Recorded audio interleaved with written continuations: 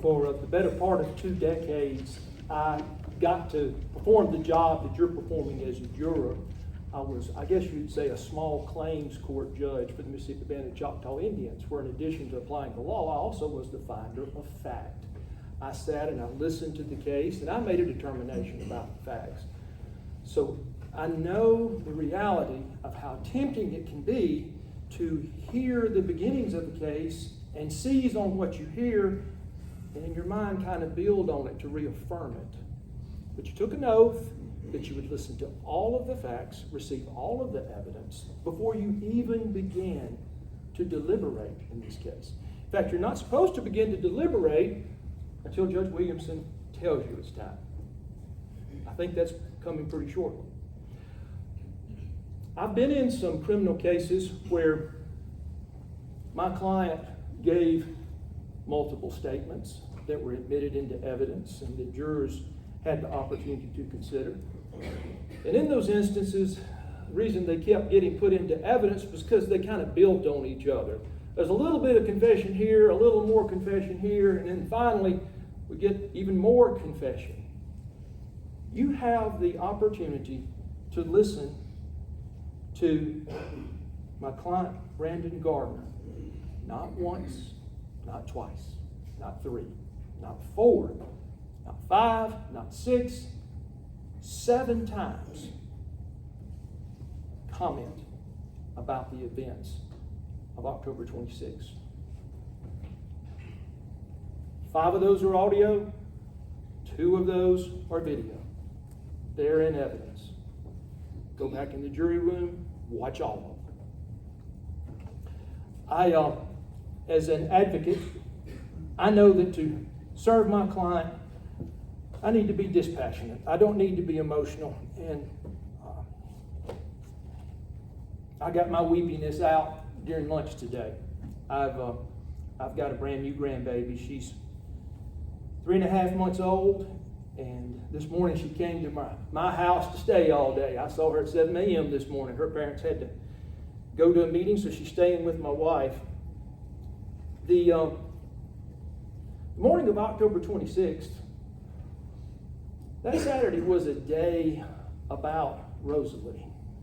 That was a day that the plan was to go into town in Hattiesburg and get her a Halloween costume. That was what they did that day. Went shopping. Now that's, I've got 4 kids. That's not always the most fun thing to do. But they did that. And then they went to Target and ultimately decided that because Rosalie had had a good time earlier in the week going to the fair, that she enjoyed the lights, that she enjoyed the noises, that they would go back again, eat some food, eat supper at the fair. These are the pictures from that evening at the fair. You've got Defense Exhibit 6, Defense Exhibit 34, Defense Exhibit 7.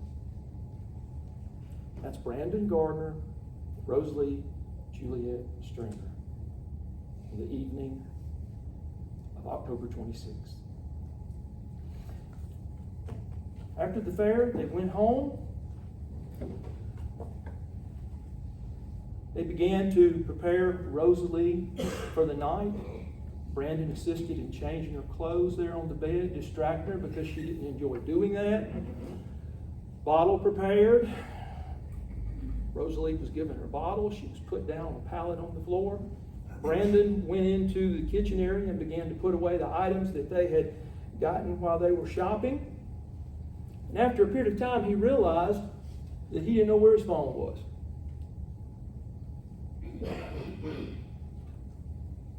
He decided the last place that he had it was in the bedroom on the bed. Went back to the door. His words are, I creeped in not wanting to awaken Rosalie, because when she wakes up, it's difficult to get her back to sleep. He reached over onto the bed, located his phone. He heard something rustle. The next thing he hears is a thud. Rosalie began to cry. He picked her up, Through the light and the crack of that door, he was able to see that her eyes had rolled back in her head. He said she went limp like a noodle in his arms. He rushed to her mother, who was in the shower. 911 was called. From that 911 call on, this is an extremely documented case for you to listen to and see exactly what happened.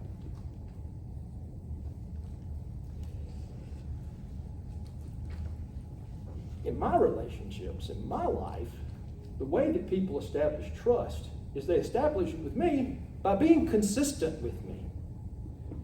In this situation, 7 recorded times, Brandon has related the events the evening of 10/26 consistently. It's been well pointed out to you that that's a little bit of an unusual thing. I think it had something to do with his youth, that he was so trusting. I think he had a respect for law enforcement. In that very last interview with J.D. Carter, you listen to it, he says, listen, I respect y'all. 7 times.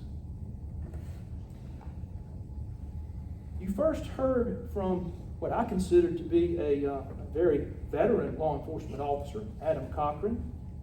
Adam Cochran's perspective on seeing Brandon and seeing Brooke in the panic state that he saw them out at the Faith Community Church there, and then at the South Central Emergency Room, was that he considered them, I don't suspect any foul play. I don't think there's anything to it. I think it's going to be a complete accident. Again, you have this audio. You can listen to this audio. You should listen to this audio. That's someone that was right there in the moment, observing their demeanor, their behavior, exactly what was happening.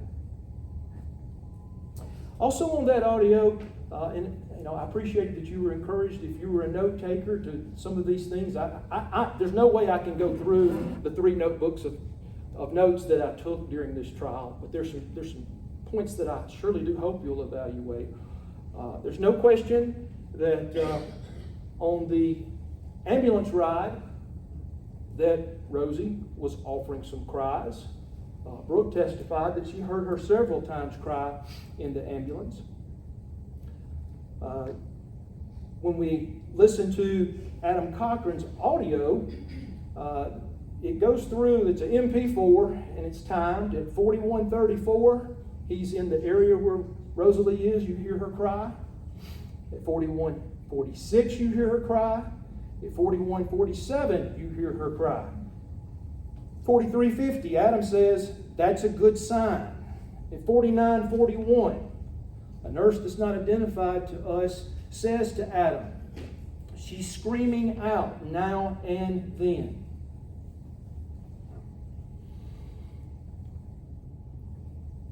When you get into the jury room, you're going to have all of these exhibits that have been admitted into evidence. And one that I ask you to pay attention to is Exhibit S6. Those are the records from South Central. Included in that is the EMS records. On page number 921, you read about them intubating Rosalie in the ambulance. We know that wasn't properly done because we know if it had been properly placed through her vocal cords, she would not have been able to audibly cry. It wouldn't have been possible.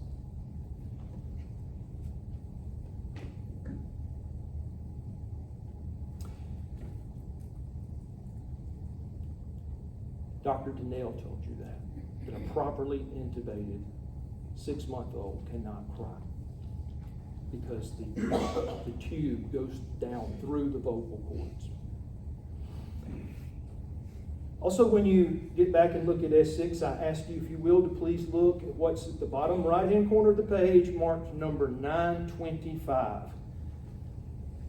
And on that page, you'll see that endotracheal intubation was performed by Dr. Blakeney with a timestamp of 23:33. You don't ever know what's going to happen in a trial.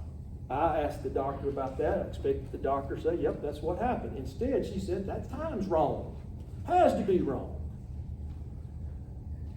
Again, Dr. Donnell told you these electronic records automatically perform that timestamp. When you look at the records from South Central, I ask you, if you will, to look back at pages number 938, 940, and S6. And I believe you see where some things are amended because there are strike-throughs on those pages. When you change the electronic record, it remembers and records that a change or an amendment has been made. So what you see here is that Rosalie was deprived of adequate oxygen, hypoxia. She was getting some or she couldn't cry at all. Not anoxia, which is complete oxygen deprivation. That goes on through the ambulance ride to South Central when, according to the most reliable source we have, the records from that night say it happened at 23:33.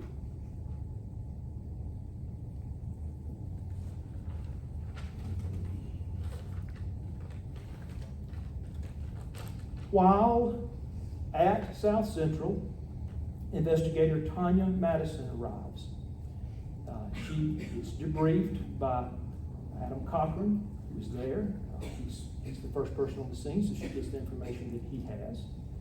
And she also is present, we can tell from the audio, which you can and should listen to. She's debriefed by him and then walks in, and Dr. Blakeney walks in, and they have a conversation with Brandon and with Brooke about what happened. You hear that they're asked about bruises, and the incident that happened at the Children's Academy, Division of South Central, is referenced. Investigator Madison knows about that on October the 26th. It's already been pointed out to you. It does not appear that there was any effort made to preserve those records. I ask you in board to hire if you would hold law enforcement to the same standards you would anybody else. You get away with that at your work? You appreciate that everything in your life, when you talk to somebody on the telephone with the company, is recorded, preserved? Think those things are important? The standard does not change. The standard is beyond a reasonable doubt. In this instance, we see that Investigator Madison was very hands-on in this investigation until the time that she got a nice promotion to become investigator with the district attorney's office. That occurred at the end of 2019. Yet, when you look at the narrative from the sheriff's office, she generated 11 of the 13 pages of that narrative, including that ultimately when a visit was made to the Children's Academy on the 16th of January of 2020, it was she and other staff members from the district attorney's office. Her last notation, which there's some notations that she admitted to me, they were a little out of order, but her last thing she notes is that on September 10, 2020, the autopsy was presented, designating the cause of death.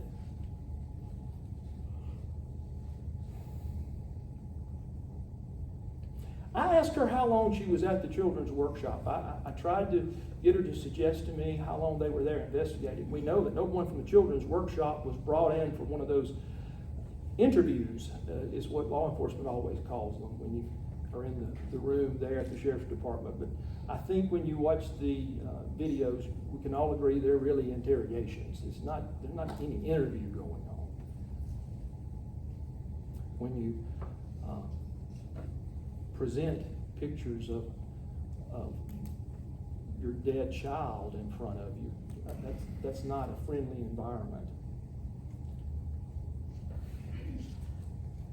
No one from the Children's Academy was treated like that. And apparently it was at most an hour, hour and a half that they talked to them at their place of work. Never requested any video from that site. In spite of that, though, early on, expert for the state, Dr. Benton says, those bruises on her face are a sentinel finding. He told me, I didn't know what a sentinel finding was. He said it's something that results in death or permanent harm.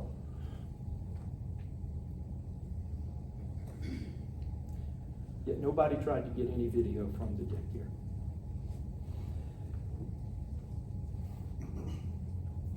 The thing I want you most to take from Investigator Madison is I want you in her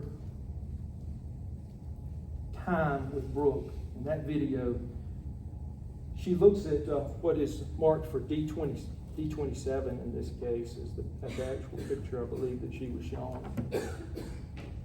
And she looks at the bruises on Rosalie's face, and she says, fingerprint, fingerprint, fingerprint, fingerprint.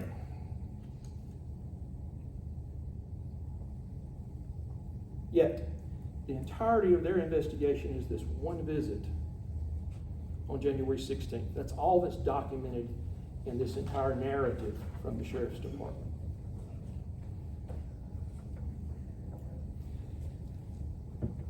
Follow-up could have been from Child Protective Services. You heard from the witness, Devin Williams, who testified that she also went to the children's workshop, although you're welcome. Again, you have those records from CPS. You can look at them. She couldn't recall how long she was there either. I asked, was it 15 minutes? Was it 20 minutes? Was it 45 minutes? She didn't recall.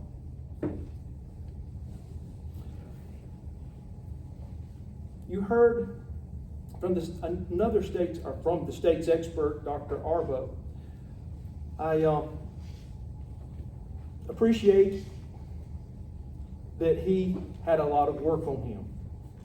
There has been, in my opinion, an awful lot of transition that goes on in the office there where they perform autopsies. And you heard Investigator Madison acknowledge that too when she was asked about when there would be an autopsy available in this case. He told us that his autopsy took approximately 2 hours. The really important aspect of this autopsy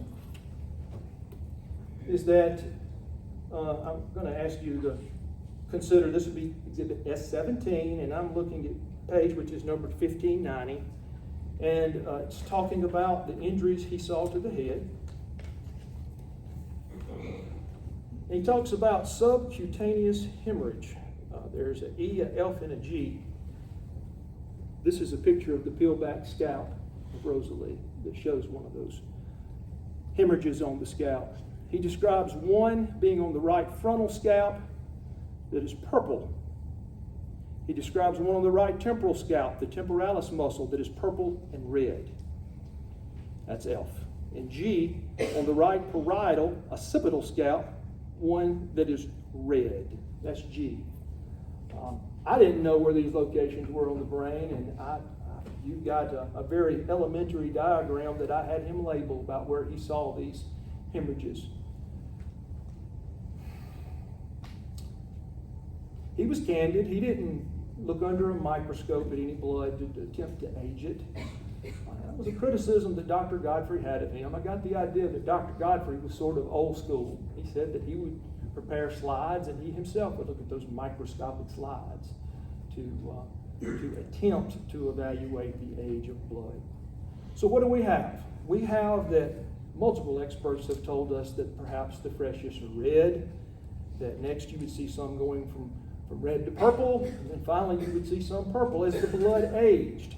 What we see here from the autopsy by Dr. Arbo is that these injuries were of a different age. They were healing at different stages of healing. I know you picked up on that from Dr. Donnell. That's a very important fact in this case. That's what the science shows. That's not somebody emotional telling you that. That's the testimony of Rosalie here today. I've often heard these forensic pathologists say, I'm here to be the voice of my patient. The person they perform the autopsy on is their patient, and they're their voice. Subcutaneous hemorrhages at different stages of healing, indicating they were aged differently, those injuries.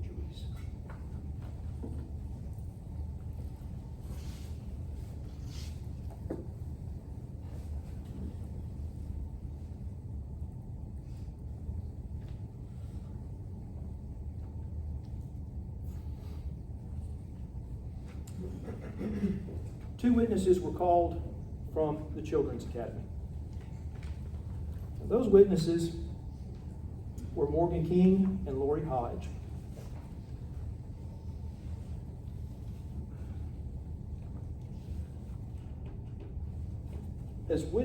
As jurors, it's your responsibility, and the judge gave you some really specific instructions about judging the temperament, the demeanor of witnesses. The most offensive witness, in my opinion, that we heard in this case was Lori Hodge. I just got the sense, what is making her squirm so much up here? Well, you have some exhibits that I ask you to consider related to that.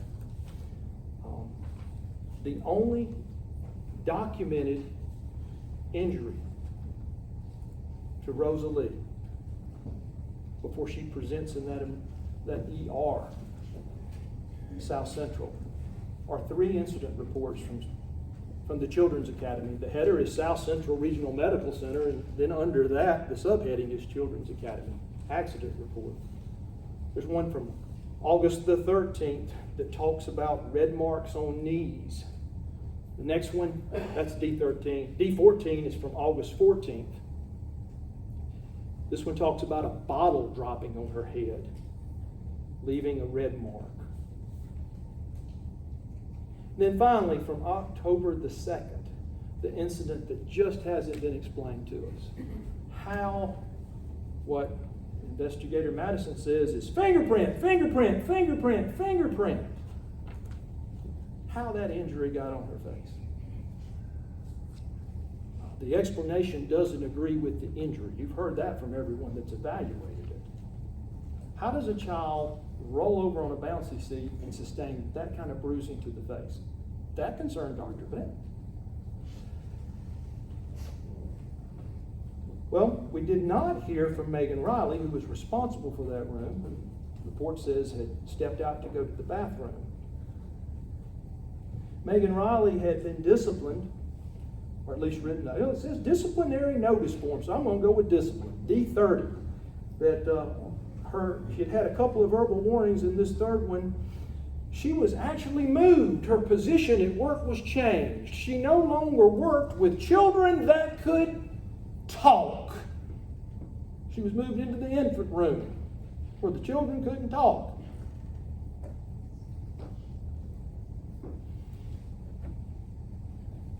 Again, I told y'all early on, there are twists and turns of trial that I can't see coming. I'll tell you what I didn't see coming.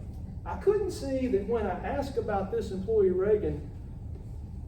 Megan Riley, I couldn't see coming that Miss Goff was going to tell me contemporaneous with this event where Rosie sustained those injuries, Megan Riley got a promotion to being second in charge at the Children's Academy.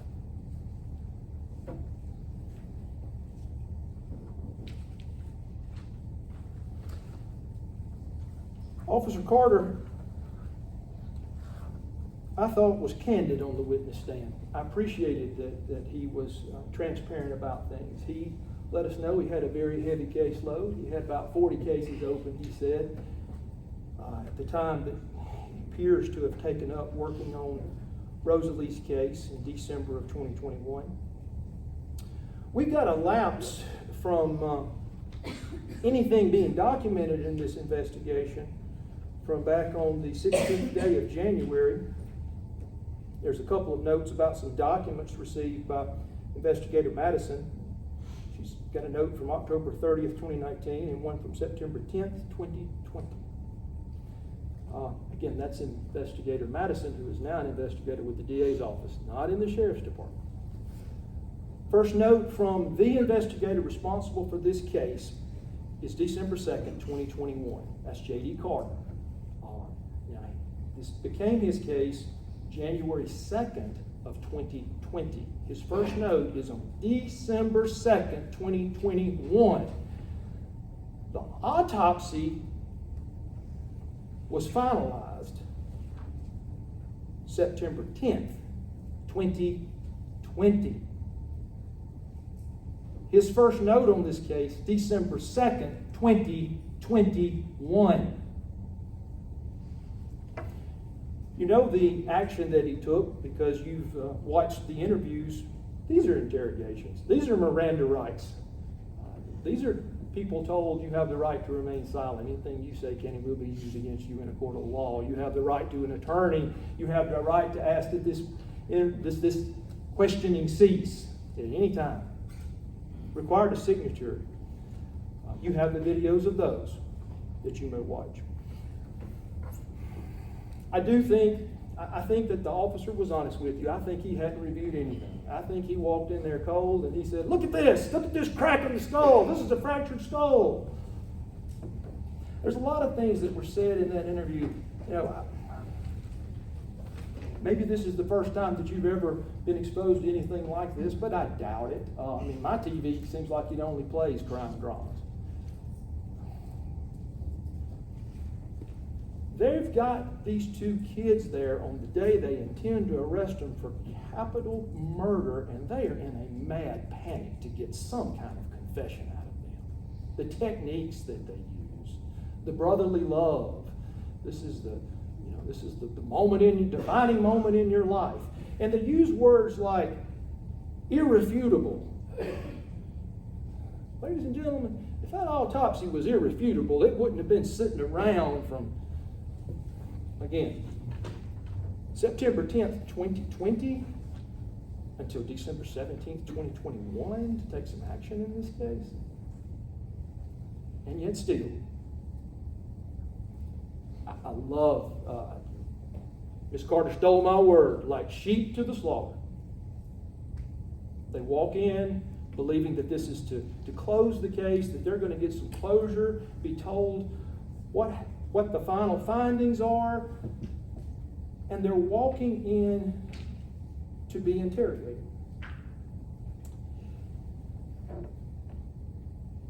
Brandon was dumbfounded. Brandon had already given 6 statements in this of what happened on October the 26th and perceived that everybody understood that Rosie had had an accident. And when they tell him he's being charged with capital murder, his reaction is, how can this be capital murder? Doesn't that have to be premeditated? How can an accident be capital murder?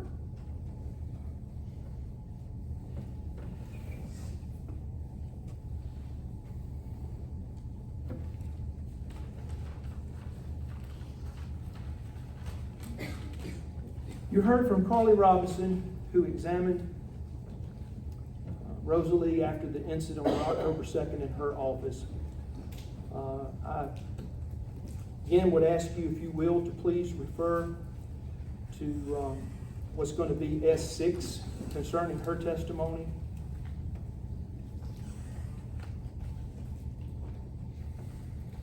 And I have some page numbers there that I'd like to share with you.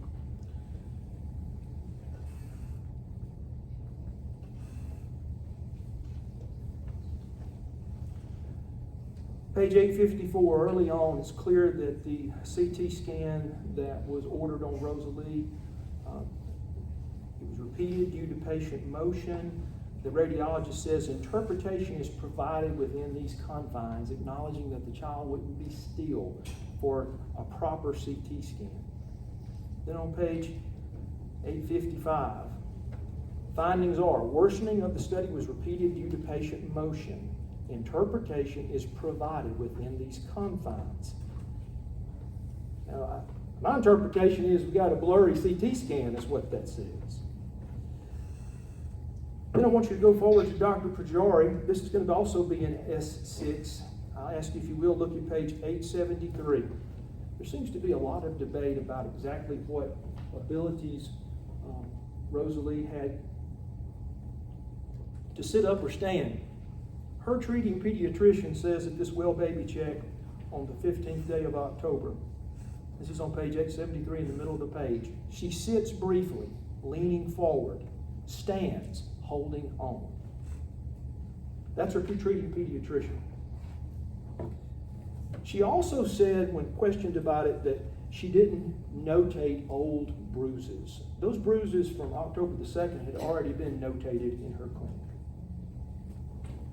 You heard testimony from Dr. Bennett, who I think probably would still be the only one that can identify himself as a forensic pediatrician in the state of Mississippi. He said there was another medical doctor in the organization that he's head of there in Jackson. His report is in evidence for you as S13. Now at this point, we've had an identification of a non-accidental trauma from South Central. From that moment on, remember how I told y'all the tendency is to kind of hear something and build on it in your mind? From that point on, Dr. Donnell explained to you that's what people are going in with their eyes looking to see. But it's a little more flagrant with Dr. Benton. That's why he's in the state of Mississippi. That's why he was brought here in 2008, to look at child abuse. The word is silo. When you're in a silo looking at only one thing, that one thing is what you see.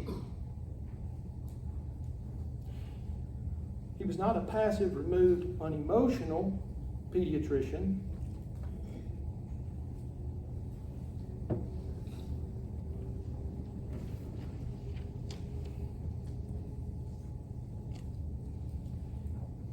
Again, you can listen to those interviews. They're there for you, audio interviews for you to listen to.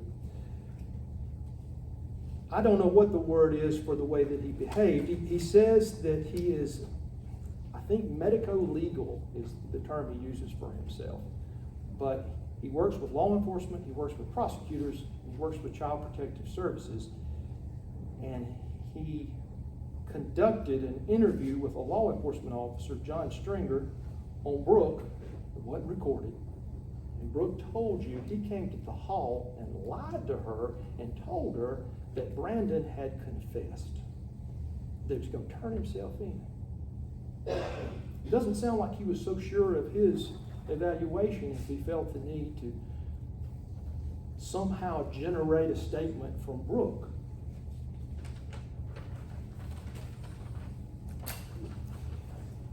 You heard from Robert Stringer.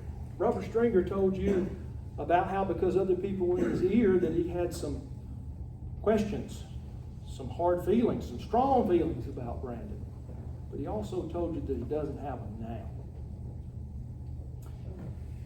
You also heard from Dustin Loca, who testified to you that he had known Brandon since he was 5 years old, and that he's never seen him behave in any way that made him question the safety of children around him. Told you that he made the effort to go see Robert and tell Robert, you need to think different about this young man. He told you about his care and concern for Brooke and for Rosalie when at that October 12th cookout, and about how he approached Brandon and he said, this isn't no normal situation now. This girl's special. Brandon responded, this is a package. You see the packages in those photographs that I showed you from earlier that day on October the 26th. You also heard from Dustin's son, Stephen, and from his wife, Casey, who testified to you that their children have spent the night with Brandon, that they have no concern about Brandon, his treatment of a child. You heard from someone else that Brandon was best man at their wedding, from Tay Allred. You heard from his grandmother, Chris Jones, talked about that she had raised him as if she was his mother. How she's watched him with Rosalie, how she's watched him with his son now also. and how he's good at it.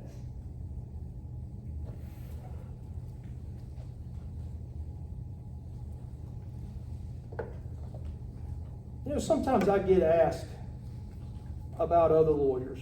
You know, I'm not all kinds of lawyer, and people call me and they want something done that it's not something that I regularly do in practice, and they call out some lawyer's name and they want to know what I think.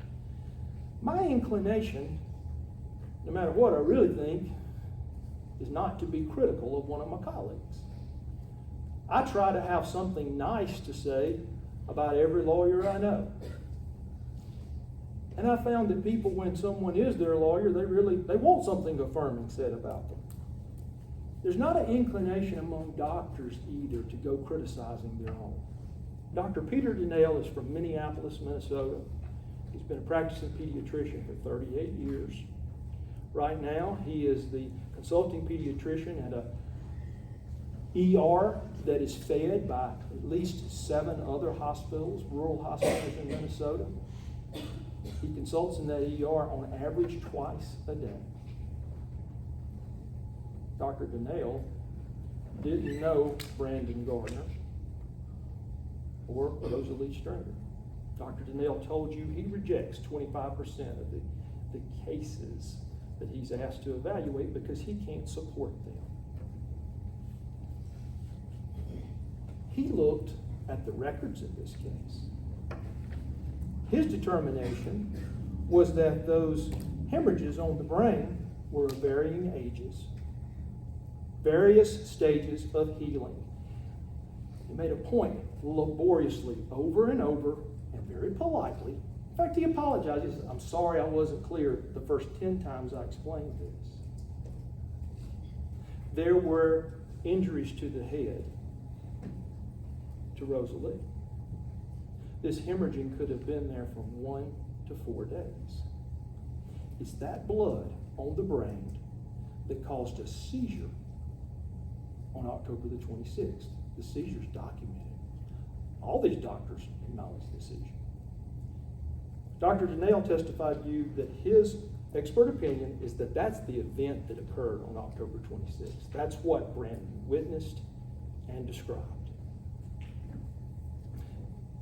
Then he explained to you that Rosalie was deprived of adequate oxygen, something that caused the vessels in her brain to constrict. He knows that she wasn't getting properly oxygenated because of the cries that Brooke told you she heard about in the ambulance. He recognized that she wasn't properly intubated while she was at South Central. Again, it's in black and white for you to go back in the records in S6, look at page number 925 when that intubation is timestamped 2333. Injury to the brain was occurring due to lack of oxygen constriction of those vessels. Dr. Donnell tells you that he had no complaint or criticism about the treatment that Rosalie received at UMMC. When she got properly oxygenated, he described that the pressure in the brain was relieved, but those vessels had been damaged and they hemorrhaged. He wasn't concerned with where that blood was on her brain because he said that would just happen from those vessels when they got the stress. You know, almost like the way you would retain pressure in a pressure cooker if you were cooking some peas.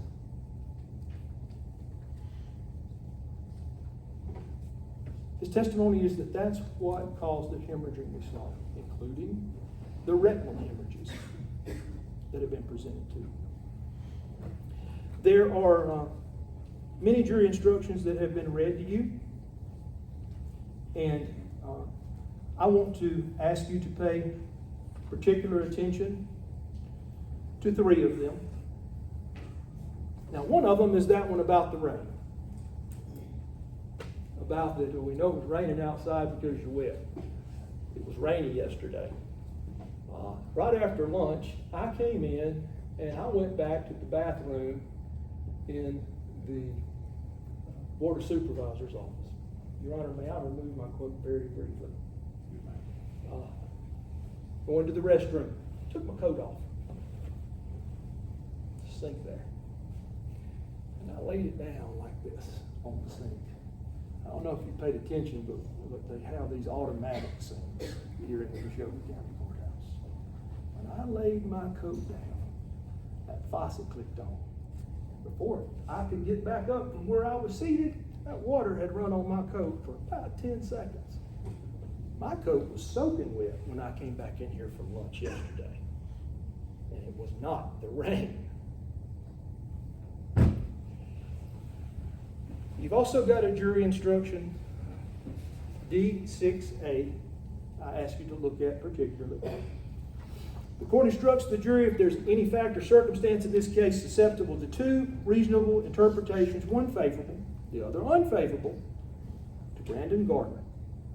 When the jurors have considered such fact or circumstances with all the other evidence, there is a reasonable doubt as to the correct interpretation. The jury must resolve such doubt in favor of Brandon Gardner and place upon such fact or circumstances the interpretation favorable to Brandon Gardner. Ladies and gentlemen, there's a lot of evidence in this case. It's a lot to go through.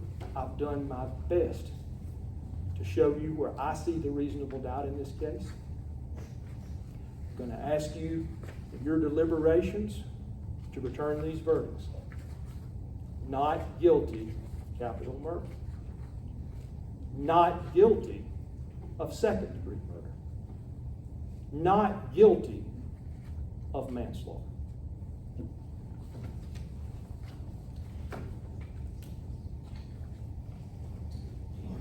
Closure for the state of Mississippi.